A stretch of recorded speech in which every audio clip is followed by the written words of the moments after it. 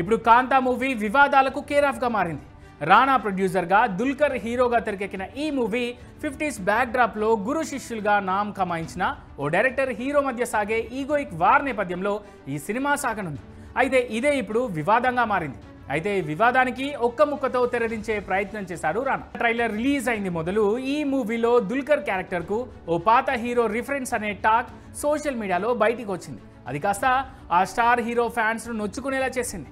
దీంతో ఈ విషయంపై నేరుగా కాకుండా ఇండైరెక్ట్ గా తన మూవీ ప్రమోషన్ లో భాగంగా ఓ క్లియర్ స్టేట్మెంట్ ఇచ్చాడు ఈ మూవీ ప్రొడ్యూసర్ కమ్ యాక్టర్ రానా. ఈ సినిమా ఎవరి తాత నాన్నల కథ కాదంటూ కుండ బద్దలు కొట్టినట్టు ఈ మూవీ ప్రమోషనల్ ఇంటర్వ్యూలో చెప్పుకొచ్చారు. కాంతా సినిమా ప్రమోషన్స్ లో భాగంగా నవంబర్ 12న విలేకరుల సమావేశం నిర్వహించారు makers. Hero Dulquer Salmaan, heroine Bhagyashri బోర్సేతో పాటు నిర్మాత రానా దగ్గుబాటి ఈ కార్యక్రమంలో పాల్గొన్నారు. కాంతా సినిమా విశేషాలని పంచుకున్నారు. ముందుగా రానా దగ్గుబాటి మాట్లాడుతూ పలు ఆసక్తికర విషయాలను పంచుకున్నారు.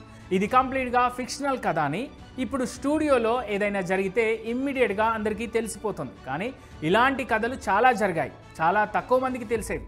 ఆ కాలం నుంచి ఇన్స్పిరేషన్ పొంది రాసిన కథ. ఇది ఒక ఇన్సిడెంట్ అని చెప్పలేమని, dark side of great people అని చెప్పొచ్చు అన్నాడు రానా.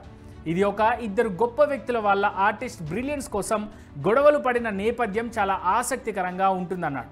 ఇది ఎవరి తాత నాన్నల కథ కాదంటూ క్లారిటీ ఇచ్చాడు. ఇది ఫిక్షనల్ కథ అన్నాడు. ఈ సినిమా కోసం 50s బ్యాక్ డ్రాప్ని ఎంచుకోవడానికి కారణం కూడా చెప్పాడు.